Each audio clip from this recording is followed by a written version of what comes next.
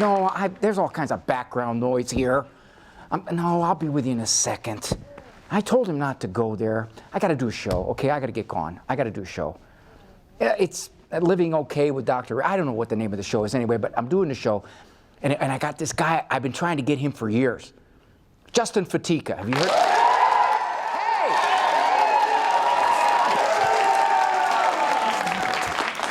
Hey! No, I can't carry on this conversation. Just pick up the eggs. Just get the eggs, bring them home. Yeah, the rest of the show we're going to do. Larry Richards, Father Larry Richards.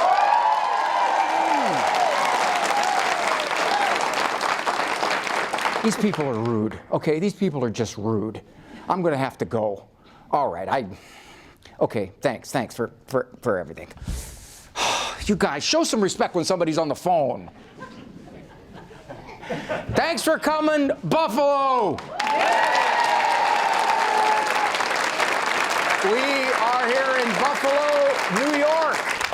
Station of the Cross brought us in. This is EWTN program, Living Right with Dr. Ray. I thought that was kind of fluffy. It's a little self-centered, living right with Dr. Ray. It does seem that I wanted to be living okay with Dr. Ray. I think a little more humble on that, you know. All right, this is what happened at our last taping.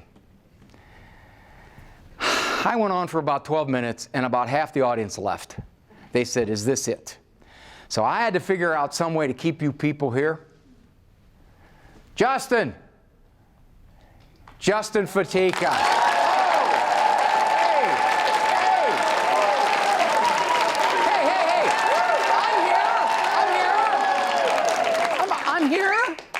Justin!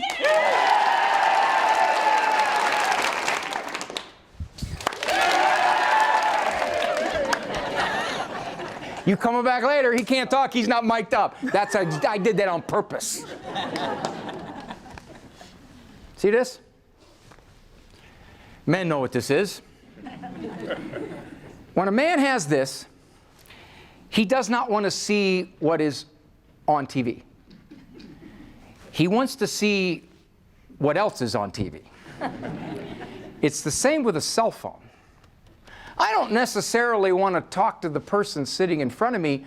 I want to see if there's somebody better that gets my attention. I have the cutest, most delightful role player. Come here, sweetheart. Look at that camera there. They got to get a look at your face. You don't date till you're married. I'm going to tell you that right now. What's your name, honey? Sienna. All right. Now, Sienna is my daughter. And she just pulled a major league boneheaded stunt with her cell phone. Sienna, for what you did, you are grounded for 1 week. I don't care. Okay, fine. Then you're going to write your mother a 500-word apology on top of it. Make it 1,000. Give me your phone. What? No. Give me the phone. No. Give me, no. Give me your. I want the phone. I want the phone now. Give it. Mine. Well, you are a good brat. Yeah, thank you. Makes me want to go home and yell at my kids. Thank you, sweetheart. Oh, jeez.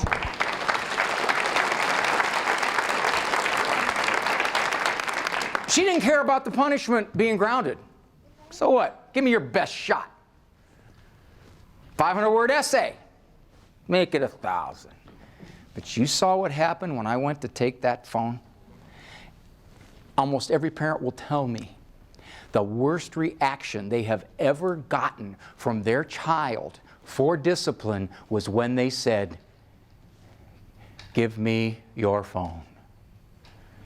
That will tell you, parents, grandparents, how attached, that's her third kidney, okay, to that phone that child is. Average age of a smartphone, now not a flip phone. You know, you put a flip phone in a kid's hands, what do? Ooh, ooh, does it hurt? What's it do? How do you start it? So they have to have an iPhone 29. You put a computer in a kid's hands, the average age, do you know when it is? 10. 10! By 13, if your child or grandchild has no cell phone, about 2%, 5%. Do you realize what this does to parents? Hey, how can all those people be wrong and you be right, huh? And I always tell parents to tell their kid this. They are, and I am. People will ask me, what's the one thing you can do that can make your parenting harder than anybody else? Give that little sweetheart that phone. She had a hard time being a brat because it's not in her nature. Now, by the way, honey, you have 7 brothers and sisters there? Mm-hmm. Are you the oldest? No, third oldest. Third oldest. Okay. I explained this theory in a previous show. I'm going to say it again, and it happens very young. My theory of men to women communication, that at the end of most sentences that a woman speaks to a man is the unspoken idiot. So I asked her, are you the oldest? She said, third oldest, idiot. As if, can't you see my brother and sister behind me? Let's take some questions. What do we got for questions? Yes, ma'am. Hi, Dr. Ray. I just have one quick question. You realize when somebody calls the radio show and says, I have one quick question, it's 92 minutes later that the question is over. I will make it quick. I know you have a lot of children, and I commend you for that. But what do you do to keep siblings from arguing and actually even... You don't let them in the house. You get a separate facility. Is it because of the age difference or, you know? Tell them to quit looking at me. Why would I look at your stupid face that looks like a backside? See, Mom, that's how he talks. That's how he talks, and you finally caught him. I don't talk that way. I only talk that way because you took my truck. I didn't take your truck. That's our truck. Grandma gave us both that truck. She did not. Besides, you weren't even playing with it. I was too playing with it. I just went to the bathroom. Oh, yeah, in the bathroom, 35 minutes. Who do you think you are, Dad? There is no bottom to one of those things. You can't figure out who did what to when, whom, when, where, and how much. And I always tell parents, don't worry about trying to figure it out. You can't. Now, what we did in our home, we had 10 children under 12. By the way, somebody did the calculation on the permutations of how many interactions that could be. Separate it was in the billions. So we got a security system. Yes, a 24-hour security system, pretty much aware of everything that went on. An 8-year-old daughter. Father, I have some information you might be interested in. Oh, dear. Considers a girl whose name begins with J. I have the report if you're interested. I tell parents, automatic consequences for both. If you don't know, if you can't figure it out, how can you? You're not in the same room. So that's you go by what you see, or by what you see, but most of the time you don't see it. Yeah. So how do you know? Now what'll happen is, if you discipline both, one of them's going to go, that's not fair. Now, looking at Parental Manual number 106, subsection C, what are parents supposed to say when a kid says, that's not fair? Right. No, you don't say that. You say this. You're right. Life is fair. I'm not. I'm just giving you something for your therapist in 20 years. Second question. What do we got? Another one? Yes, dear. Dr. Ray, as a grandmother of 11, soon to be 14, my question to you is, what is the boundary for grandparents with interfering in their children's parental techniques? Oh, sure. I'll demonstrate that for you. See this stage right here? You see where this line in the stage is? I'm standing right on the boundary, and there is my grandson acting a certain way that I want to correct his mother or father. My boundary. You can't move. No? No! We've talked about this many times before in this program. The advice to mothers and mother-in-laws on their daughter or daughter-in-law's wedding day. Sit up, shut up, and wear beige. That is good advice for a grandparent, unless you are directly asked, Mom, what did you do when we did this kind of thing? And even when you're asked, don't believe it. Because if you say something they don't want to hear, you could get in trouble. The hardest part of it is to shut our mouths. But you got to, you got no choice. When was the last time any of you gave advice to one of your grown children and you heard, why, thank you. You know, I hadn't even thought that my parenting was deficient in that way. But had you pointed it out to me, would you be willing to write it down so I'll have it in the future? I got 4 grandkids. I have never said one word to those grandkids or their parents about what they're doing. Now, if I or my wife babysits them, that's a different ballgame. I usually say things like this. I'll babysit them for free if you let me discipline as I see fit. If you don't, if you let me discipline as you see fit, it's $48 an hour plus benefits. Thank you, sweetheart. Thank you. We got time for one more. One more question? You know, just looking at you, I'm nervous about this question. Well, I like when you Well, tell wait a minute. Well, idiot.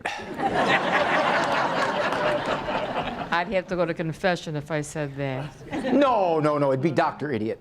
I like when you tell stories about your Italian tough mother, because I had a tough mother. Italian, very devout, very spiritual. You know you're being redundant. Tough Italian mother. You're repeating yourself. That's right. She ruled the roost.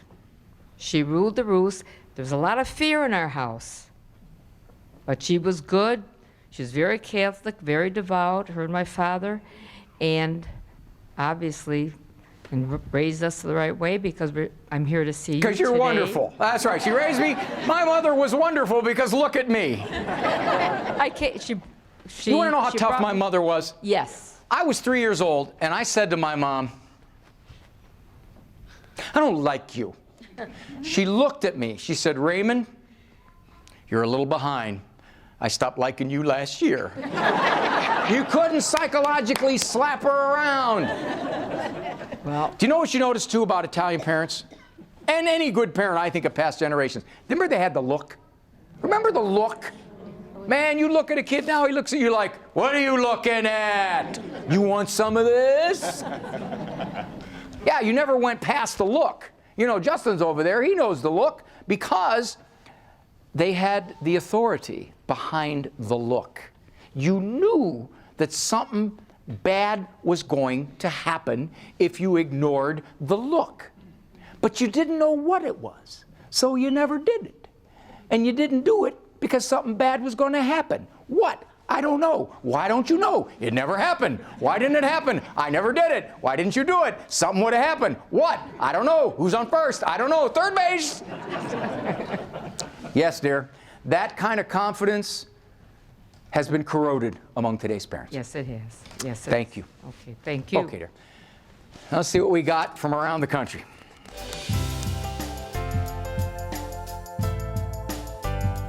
This is from Pam, Illinois. Dear Dr. Ray, my 22-year-old granddaughter has asked me if she and her fiance can stay overnight at my house to attend a wedding nearby. Her parents have no trouble with this arrangement.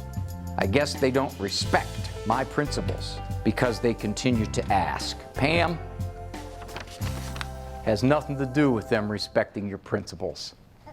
Don't make it personal. They want to do what they want to do. And you're kind of in the way. Now, the fact that the parents don't care and the kids don't care, you can't do anything about that.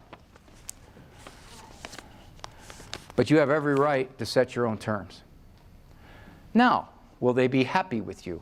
Have you noticed in our culture, it's no longer, well, you know, I don't particularly agree with your moral stance, but I acknowledge that you have the right to have your own moral stance. No, it's not like that anymore. I don't agree with your moral stance. Therefore, you're dumb. And you're mad and evil. And you're not very pretty either. Yes, I suspect what's going to happen here is not so much that Grandma's not going to be able to stand her ground, because she will. She'll stand her ground. She doesn't have to be party to this. She'll have to deal with the fallout.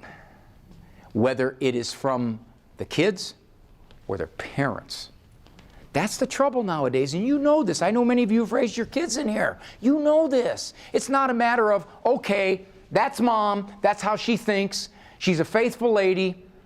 I don't agree with her, but look, I have to respect that's where she's at. No, no, no, no. You're dumb. Why do you have to think like that? So, Pam from Illinois, do what you got to do. Recognize you just might not be so appreciated for it. All right. This is a guy I've been wanting to get on this program for a long time, Justin Fatica. If you'll notice, he's pretty well put together. This guy works out an awful lot. He's close to as strong as I am. Close, just close. We got him coming up, and he really had a conversion when he was 19. Many of you know Father Larry, who we have on the program here every time. Father Larry was Justin's early mentor. Oh, wait. I'm sorry. You can't say mentor anymore, right? That's kind of patriarchal. Yeah, person-tor. Father Larry was his person-tor, people-tor. And Justin has quite a story, but you know what? We got a lot of young people here. And he reaches the young people, and he does it phenomenally. So he's coming right up. Don't go away. We shall. 30 seconds? You want me to kill 30 seconds, or I can quit now? She always holds. You see that 30-second thing there? It's an S. Now, I'm a professional. I can read that because it says 30S. I know that means seconds because I've been trained. Okay? You wouldn't know that. We'll be right back. Don't go away.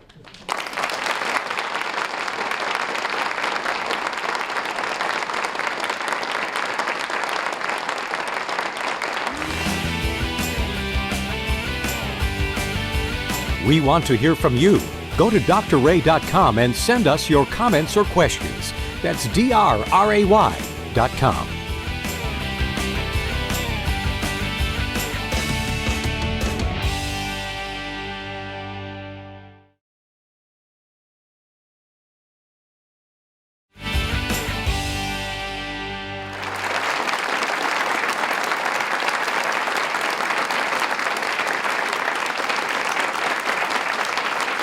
Well, you look at the stats, and the young people are fleeing from the church. When I started in my first career, I said, I want to work with adolescents. A couple of my colleagues looked at me and said, what are you, nuts? Well, I got a guy here, Justin Fatica, who works with adolescents and young people with me. Justin, thank you for being here. Great to be here, Dr. Ray. Great to be here. You know that we both know Father Larry Richards. Yeah, unfortunately for both of us, right? You got to watch out for that character. He's juicy. He said you gave him trouble when you attended his school. Oh, yeah, I tortured him a little bit. All right. Put my feet up on his desk one day. He does that kindly. Yeah, he did. He shoot him off? He came in, he said, get your feet off that desk now, Fatica. I said, you say please. Father Larry. He grabs me by the neck, jacks me up on the wall. And he was speaking in tongues, so I can't share that. While he was levitating? Yeah, this is PG. We can't talk about that now, you know, PG. So how'd you come around? There's only one way, and it's what every young person in the world, it's what every one of us need. Jesus Christ. You didn't know you needed him. Didn't know I needed him, but guess what? I saw it within his eyes that there was something different. There was something more. I didn't have a purpose. I didn't have a mission. I didn't have a goal in my life. But when he challenged me, you see, I came from a good family. When you challenge somebody with sincerity of heart, with being authentic, people respond. I was bothered by him. I yelled at him, said, people don't go to prep because of people like you. But that reaction, when somebody reacts, a kid, they don't react because they hate you. They react because there's something inside them. He cared about you. He saw that. Yes. And he wrote me a letter that said, I don't like you. Yeah, he's a suave, diplomatic sort of guy. And he says, you don't like me. I was like, I didn't know what amen meant back then, but I said amen. And I said, but I pray for you by name every day. And I got that at Christmas time. And over Christmas break, I had a party at my house, and I made some big mistakes. And when I made those mistakes, I got some phone calls, you know, thinking you got a girl pregnant, struggling in school, 820 on my SATs, just questioning who I was, what my mission, what 820, that yeah. stinks. Yeah, I beat Man, you. I beat you by 40. Yeah, well, you can guess and get an 820. Pretty much, 400 for your name, you know what I mean? And so I'm like, man, what am I going to do with my life? My sister goes to Boston College. I'm like, what's this all about? And all of a sudden, he's pushing at me, going after me. And I had nothing in me. I wasn't pushing back anymore. And he's wondering what's wrong. He goes, who'd like to go on a retreat? I said, I'll go. He goes, oh, really? I go, yeah, I could teach you all about Jesus, Father. Let's go. And I had that cocky attitude. He's like, all right. And he was praying, Lord, I don't know what to do. I can't spend 48 minutes with this kid, let alone a whole weekend. And I went on the retreat, and it was from there. It was from there. I prayed a prayer. I don't know if you pray a prayer once from your heart, God will take that. Like you wouldn't believe. And I prayed a prayer. I said, Jesus, right from the Eucharist, I said, you died for me, I'll die for you. And I meant it. You see, we don't pray enough prayers that we mean it with all our heart. We pray half a prayer. We got to pray with everything on. I said, Lord, you died for me, I'll die for you. The second thing I said was, Jesus, you get me through this, the selfish prayer. I said, I'll give you everything. How old were you? 17. 17? Yeah. And the third prayer I prayed says, this was the crazy prayer. I don't admit it all the time, but I'll admit it now. That got a little bit more direct. I said, Jesus, we're going to change the world. And I meant it. I meant it with every ounce of my being. So you roared out of there, all emotional, all fired up. Why didn't it die out? Because I had a motto like we did when we were kids. Like all of you are. I watched my grandmother who prayed. I watched my priest that was an example, and I really saw it. It was the models, and they were alive for me. You didn't mention my name. So, and then I started going to daily mass, and there was I went, and there was these two goof troops there, and so I was like, I can't hang out with a bunch of goof troops at mass. There's just too many. You're too cool of them. for that. Yeah, I'm too cool for that. So I had one choice. I either got to go get a whole bunch of them and get them there, or I leave. I took the tougher option. My name means fatica. It means work hard until you're fatigued in Italian. Is that right? I said, I'm going after him. I went out in the hallway. I put one in a headlock, dragged These him are in. kids? Yeah, kids. I was 17, so it was, you can't tell me for this. And I took another one, dragged him in, and Father's like, where'd you get all these guys? I said, I did the same thing you did. He goes, what's that? I headlocked him in. He's like, good job, keep up the good work. I go, all right, let's do it. We were a team, Father Larry and I, team. Every day, praying together. We started this group called Fratris Tui, a group of brothers to come together in love. And every week we'd have prayer and pizza. You're a senior in high school. Yeah, junior as we started. Junior? Yeah, junior and senior high school. And So you were a punk early. Yeah, I transformed punk. Father always says, hey, he was a jerk before Jesus. Now he's just a jerk for Jesus. Yeah, so, and praise God, man. We've got to be willing to give everything we got for these young people right now. Like, we can't stop the mission that God's called us on. They need our love, our tears. What if I don't want to hear it? It doesn't matter. What do we learn? Ask our missionaries, they're back there. What do you learn? The most By the important way, you message. did have to bring your own cheering section. Yeah, These people came voluntarily for me. I didn't drive the bus in. Hey, they like the Bills. There's not always, it's tough there. It's Well, tough. they'll turn on you. Blow. Watch them, they'll turn on you. Oh, real quick. I like the Browns, so no better. Hey, yeah. No better, Bills, Browns. But, the most important message in the gospel is the Beatitudes 1 and 8. And what is it? The missionaries know. What is it? What's the most important message? Rejection. When the immigrants, Italian, Irish, Polish, rejection wasn't something to get discouraged by. It was something to say, this is why I do what is good and what is right. because I would be rejected for what was noble and what was true and what was virtuous. We watched our ancestors do that, and that's why we love our Polish immigrants, our Italian, the Mexican. We have to be willing to be rejected for what is good and noble, and for them to watch us be mocked and ridiculed for what is good, and do it with love, do it with our passion, do it with our hearts, not with anger. There's folks out here, and you can tell when they asked some questions earlier, they're not sure what to say to their family members who have long since drifted away, who the grandkids have no contact with God at all. They don't know what to say. They're not sure to even approach them. My dad hasn't been committed for church since I've been a little boy. He went to St. Mattress. Some of you understand that, all right? But I have a bishop who's one of my favorite gifts in my life. He's an Italian bishop, you know, he knows how to deal with Italians. And his name's Bishop Frank Caggiano. And I told the bishop, he says, "What do you want from me?" I said, "I want one thing from you. I want you to meet my dad." It didn't matter what the bishop said. It mattered that his son desired for his dad to be loved. You see, Jesus didn't care who said yes or no to him. He had 3 people at his funeral. What he was able to do is say, I care more about them than the response of what they give. We got to stop worrying about the response, and we got to love with all our passion, with all our soul, in your own way. Whether it's through letters, whether it's through silent gestures, whether it's through prayer, sacrifices, mortifications. We cannot stop this mission to win souls. They got to know, first and foremost, you love them. Yes. You know what my dad said the next day? There's a lot of things that I really want to tell you, son, when I hang out with you. I go, really? He goes, yeah. It was tougher growing up as a Catholic than you'd think. And you know what? My father is tough and strong, but you know what's great?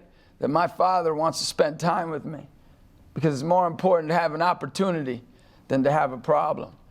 We have to want to spend time with people and desire that, no matter what the rejection. And we've got to forgive those people that hurt us.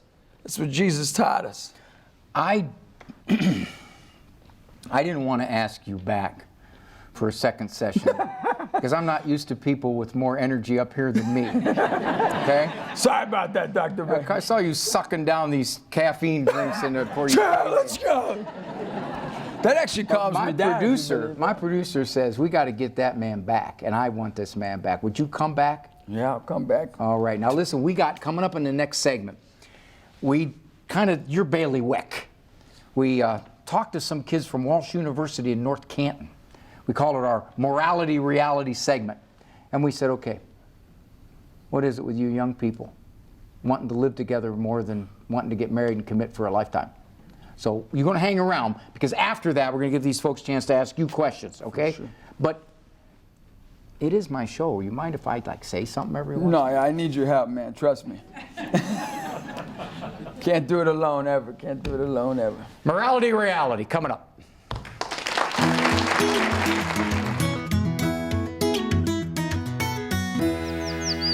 You know what I don't understand, guys? What? Help me out here. Why wouldn't that be a good idea? You got to get to know someone before you marry him, right? Yes, I completely agree. You should get to know your future spouse. Well, live together then. That's the best way to do it. I disagree. Why? Well, you can't really test out a relationship like you would a car. If it's a nice car. No, you can't, because just look at it this way. What's the purpose of living together with them? If it's just to, see if it'll work, or just to, as you were saying, or as you could say, share expenses and cut down on costs and kind of, it'd be economy-wise, financially cheaper. You're using them more like a utilitarian relationship where I'm just using you to see what I can get, and not for actually, am I going to invest myself in you? And I think a lot of hookup relationships like that when they live together, it's not necessarily just, I want to get to know you so well. It's like, I want to see what I can get from you, and if we like each other and things go well, then great. But it's more of a utilitarian relationship. Of what but I can leave anytime I want. See, I don't have to be committed to this whole thing, do I? See, the problem though is when sexual unions are meant to be a commitment. Biologically speaking, when a man has sex with a woman, the woman has hormones that release in her brain that makes her connected to that man, and it'll make her like emotionally Is this your dependent on opinion him. or is that science? I'm a biology major, so it is science. And when a man has sex with a woman, he has hormones that makes him protective of her and thus protective of any children that they would have together. And when you have it with multiple partners, each time the hormones lessen and these bonds kind of mess with your brain. I don't think I need a piece of paper to make a commitment. If you guys are living together and you say, I'm committed to you, maybe you have a kid, you're committed to the kid, right? I think that's the problem when you don't make the final step to have a relationship, a marital relationship with your spouse. You can walk away at any time. And the thing is, you mentioned earlier about sharing living expenses and things like that, but most of the time in cohabiting relationships, that's not the case. You still keep your bank accounts separate. You decide who's buying the furniture, and then that's a problem in itself. If you were to break up, who takes what? Who takes the dog? Who takes the kid? So it's just causing a huge rift between the partners. And furthermore, with that too, I think if marriage is just simply a piece of paper, well then who cares? Nobody needs it. But understood in a more traditional sense, marriage is a lot more than a piece of paper. And for me, if I get married, going to the justice of peace and getting a piece of paper is not going to be the commitment for me. Being the commitment for me is making it in, a ceremony in a church, saying I totally give myself to you. The piece of paper, you're right, it doesn't matter that much. It's only a piece of paper and it can be burned or lost or destroyed, but it's the commitment that signifies, and that's the important. Hey, wait a minute. I know you wanted to say something, but the divorce rate, if I get to know somebody, then I marry him after that, divorce rate's down, right? No, it goes exponentially higher. Doubles. Yep. What? It doubles. The risk of divorce Where'd you get doubles. that? I researched it extensively last semester I wrote a paper on it last semester. It doubles your risk of divorce, and it causes a lot of problems besides.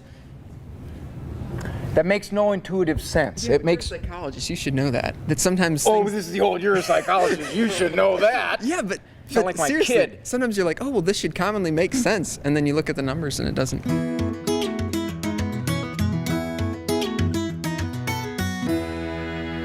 Kind of restores some of your faith in the young people, doesn't it? Hearing things like that. Justin, you're pretty familiar with young people, perhaps even more than me. You want to take some questions from these folks? For sure. All right, only young people. Yes, dear. I have a question about where boundaries would be. As a parent, my daughter is living with her boyfriend, and we had gone out to dinner the other night. I love her. She knows I love her. I engage with her. We do things, but after dinner, we met with the parents of the boyfriend, and I thought, we're going to have a good discussion. Maybe there's going to be an engagement ring, maybe an announcement. And at the end of dinner, it was a nice dinner, but I was disappointed. I said, it was so nice. I said, yes, but it was missing one thing. And they all said, what? And I said, Dessert, the tiramisu? I said, where's the engagement ring? Where's the wedding announcement? And of course, some of the people at the table rolled their eyes, and some people say, well, we have to be patient. And I said it. I try not to say it a lot. I like to sing that song, If You Don't Know Me By Now. You didn't sing the song, did you? I sometimes That's probably do. what did it. And if you know me, you know that I sing all the time. But the thing is, okay, they do know me, so maybe I shouldn't have said anything. They do so know where's you my is right. boundaries? Justin, take it. Yeah, I think it's just important to continue the relationship. You can't control them. You can only control you. And the point is, keeping that open window is the key thing. How can you keep the most open windows? That's how you're going to get the most light of Christ into their life, the more windows that are open. So it's also finding, and the other thing that helps is finding other people that they respect, that, maybe you can open a window and an opportunity through someone else. Well, that's part of the problem here is, and I see this with parents of young adult children, they feel a moral obligation to every so often just to remind, I'm still here and I still think the way I do. Your daughter's 22, right? Yeah. How many years did she live with you? 21. Don't you think in 21 years she picked up where you stood morally? I think she knows. Yes. Got another one? Yes, ma'am. It seems like in our society today, the culture that's around us, it becomes the norm that people live together They don't get married. And they want to try it out. Let's live together. If it works, fine. If it doesn't work, well, maybe we'll move on to the next one. But, you know, the kids today, they see this. They see their parents, you know, or they're not married, but they had children together, they're living together, and they'll let their daughter or their son's girlfriend or daughter sleep over, maybe, you know, in the room, you know. It's a shame, because where's the marriage? Where's our church? And it's just fallen away. I think the only thing you can do is in your relationship, you know, are you married? I'm a widow. Yeah, widow. But in your marriage, what they saw from you, that's the example you've had. And what a gift. What a gift. The other thing is that can help is always finding a way, you know, to be the witness, to be that credible witness, and finding other marriages to get them. That's what I do. I surround my kids without them even knowing it. They're here tonight. Some of them are in the audience. But the reason why I surround them is with as many witnesses as I can around them. So they go, oh, I love Uncle Rich. I love Uncle Timmy. Uncle Ray. Uncle Ray too, yes, yes. Uncle Dr. Ray. Uncle Dr. Ray. And so those witnesses end up becoming those models. So I pray a prayer each day for my family. And it's, Lord, put a fortress around my family that no matter how far they may run from you, that they'll get exhausted from the climb and fall back into their loving arms. Look, I can't control them, but I can build a fortress for them. And I want to build that fortress that's so wide that they go, the love of God surrounds me like never before. So just keep praying, Lord, build that fortress for my family. You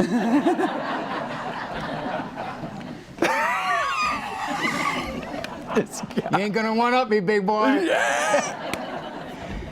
Part of the problem, too, is that it is viewed as moral restriction. That's old-time stuff just designed to constrict me, when in fact, if you really understand God, He gives us these rules because that's the best way to live. And the kids nowadays see it as, you've just constricted me. That's all you've done. Time for one more quick. Yes, sir. Yes, did I hear correctly in that video, are unmarried couples who are cohabiting more likely to divorce after they marry than couples who live apart until marriage? Yeah. That's heavy true. It's intuitively, you wouldn't think it, right? Intuitively, you'd think, well, you know the person, you live with them, you see if it works out. Why then, Justin, why then does it work the opposite? It works the opposite. Like for me, like my wife and I, you know, we dated for 6 years. You know, never took her a while to like you. To figure it out. I got rejected a couple times. She gave him an ultimatum 2 years into the relationship. She said, you either tell me your name or it's over. but in those 6 years, like those sacrifices you make, he who sacrifices the most, pain and suffering leads to joy. You know, that pain and suffering that nowadays they look at it as like, oh man, you know, I don't want to go through that. I want to sacrifice. I want it to feel good. But when they see that somebody can sacrifice like my wife and I did, it builds great credibility. The more you sacrifice for a car, the more you appreciate it. So I'll tell you what, we got to have you back. Now, I don't think you really need me up here. No, I definitely Okay, so when you come back, our friend, the guy that threw him up against the wall, he tried that with me, but he knew better. Father Larry Richards. You work out more than him. We love him. And he's coming up in the next segment. He's talking about having a relationship with Jesus when we come back.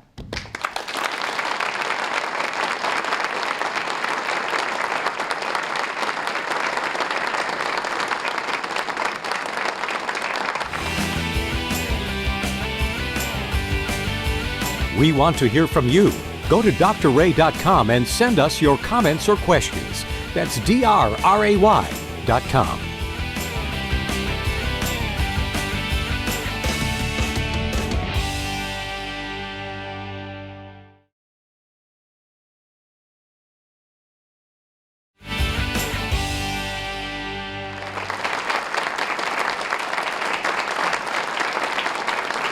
We've had some audience shots of this massive audience. These are the folks from Buffalo, because we are in Buffalo, New York. Station of the Cross has invited us in to do the programs, and WNED Studios.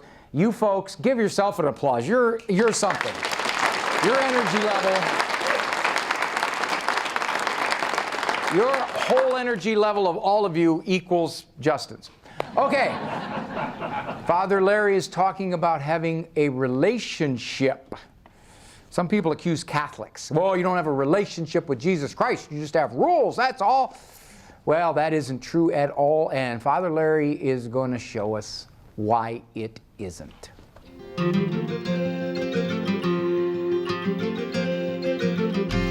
When I was in the evangelical world, they talked a lot about a relationship with Jesus Christ. And they said that Catholics really didn't have a relationship with Jesus Christ. They just followed things to do. Okay, Father, what is a relationship with Jesus Christ? A relationship with Jesus Christ is knowing Jesus Christ as a person, as a friend. You know, remember when Jesus says, I've told you all this, I call you my friends in John chapter 15. And so even the teaching of the church has always been clear with all in the New Universal Catechism, but also with the Baltimore Catechism. Who made me? God made me. Why did God make me? God made me to know Him, love Him, and serve Him. It sounds like a relationship to me. Does that sound like a relationship with you? Yes. You know, to know God and to love God and to serve God, because we serve people we love. So we can be with Him forever. Talk about relationship. So we can be with God forever.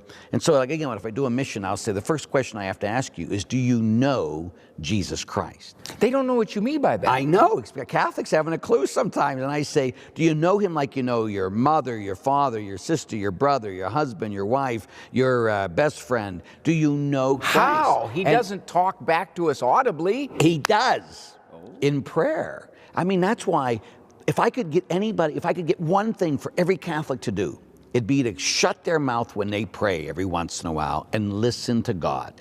And we don't talk, He can talk audibly. It's happened to the saints. Of course it has. It's happened to Moses. It happened to Paul. It happened to various people. It's happened again and again. But God will always speak through His Word in the Scripture. So when people come to me and say, Father, God never speaks to me, I say, come here. Whack!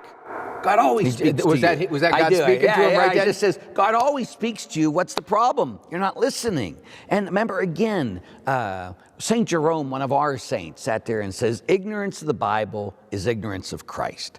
So if you want to be in relationship, you need to enter His Word, because then if you don't know the Bible, then you don't know Christ. And if you don't know Christ, you're not in a relationship. So it's important that we as Catholics enter into intimacy with Jesus, and that means we have committed daily prayer time where we just don't talk to God, but we listen to God. You know, I wrote a whole book, Surrender, on how to listen to God. You know, what does it mean to listen to God? See how he plugged that book in there? Just a little he just slipped it in there. Yeah, it was just in there, a surrender book. You want to get it. Anyway, but it talks about the reality that we need to listen to God. And when we enter in this relationship, it's a give and a take. And there's many ways you can do that. Like I've told people, you want to see your relationship, start writing a letter to God every day. And then let God write you a letter. Now you have a journal of your relationship. You can see it externally. Anything you do, but the number one thing you got to do for any relationship is spend time. If I say to my wife, honey, I just want to have a relationship with you. Yeah. Don't ask me not to date other girls. Exactly. Don't ask me to come home at night. Yes. Don't ask me to help Spend around time the house. with you. Those are rules. Those are rules. Exactly. I don't want to follow your rules. Let's just have a relationship. Sure. Love demands life. So it demands all kinds of rules. You know, if I love you, that means I'm going to give up my life for you. That means I'm going to serve you. That means I'm going to do everything for you. Jesus says, if you love me, keep my commandments, right? So if He says that stuff, it's part of everything. Love has rules as part of it.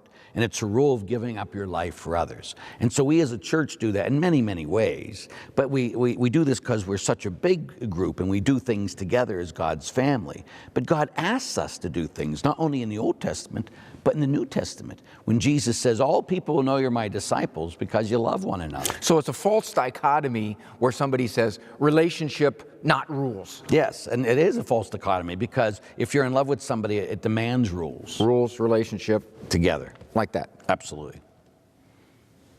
Are you in a relationship with Jesus is what I want to know, Doctor. I'm sure hoping so. Sure hoping so. I think he is. He has to say that. It's my show.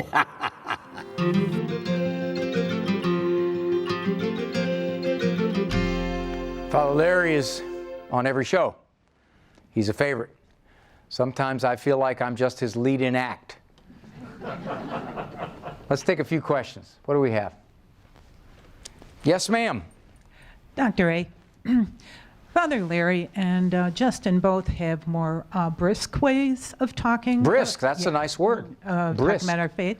And there are others that have come across in a more calm fashion. Trying to reach more of the young people, educated young people, what would work best? What works best is your own personality. If you're not an outgoing, brisk person and you try to force it, forget it. You're going to fall on your face. It's not going to happen. If you're a thoughtful guy, and we have people in EWTN who are very extremely thoughtful, my gosh, I just listened to them and I'm going, wow, I wish I could say that. Wonderful. We need that. As St. Paul says, we're all part of the body. Some of us are outgoing and throw punches, and others of us are as kind and gentle-spirited. It's the personality style. We need all kinds, all kinds. Don't be what you're not, you know? I wrote a book called Thinking Like Jesus. One of the chapters was So Christian. My sister, we would argue, and my sister had a comeback. I'd come home from school. Mom said I could have the cake that was in the refrigerator. She left it there for me. My sister would say, so? That wasn't yours. It was mine. You ate yours. So? You're going to be in trouble because I'm going to tell. So? How do you argue with that? I think we need to be so Christians. I know you're looking at me like, did I leave the iron on? What does that mean? Do you believe what she said to me? So? I can't believe they did that. When I went there and I said something and they rolled their eyes at me. So? Their opinions. They think their opinions are the only opinions that matter. Than anybody else who has any other opinion, you know, they hurt me with those opinions. So?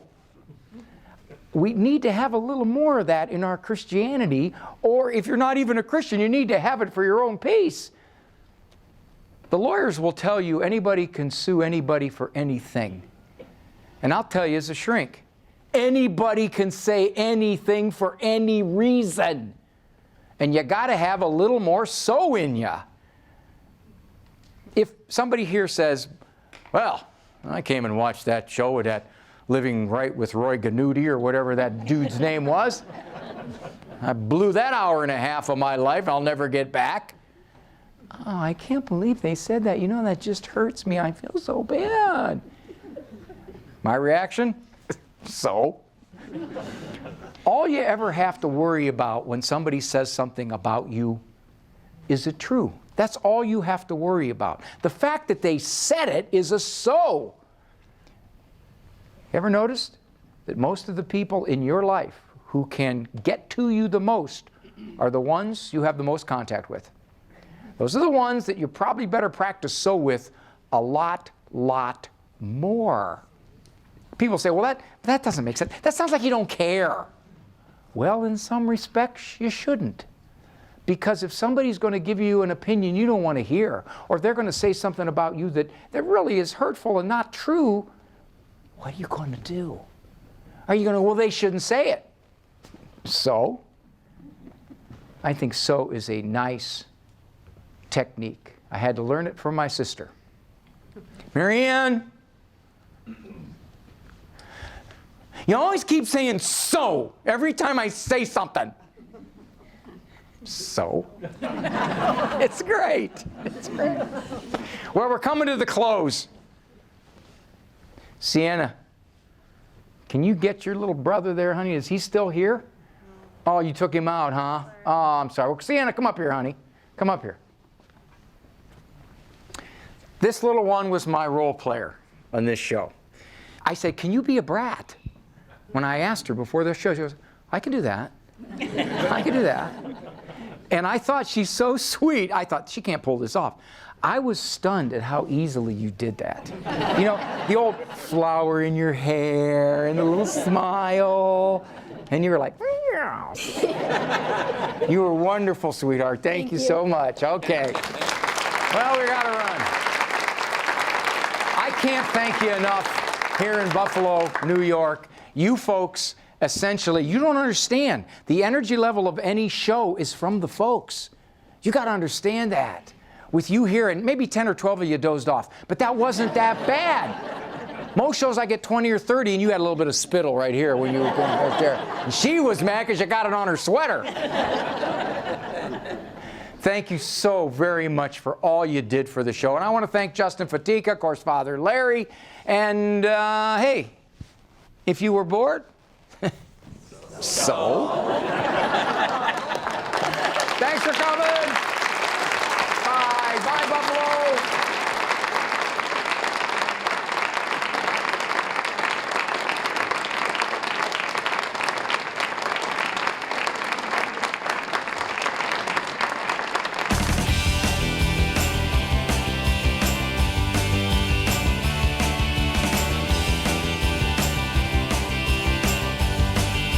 On the next Living Right with Dr. Ray, we are on the road in Buffalo, New York with the Station of the Cross. Hear a story of a local doctor.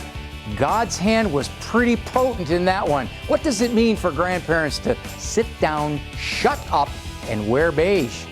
Father Larry Richards says, can you change others? Join us.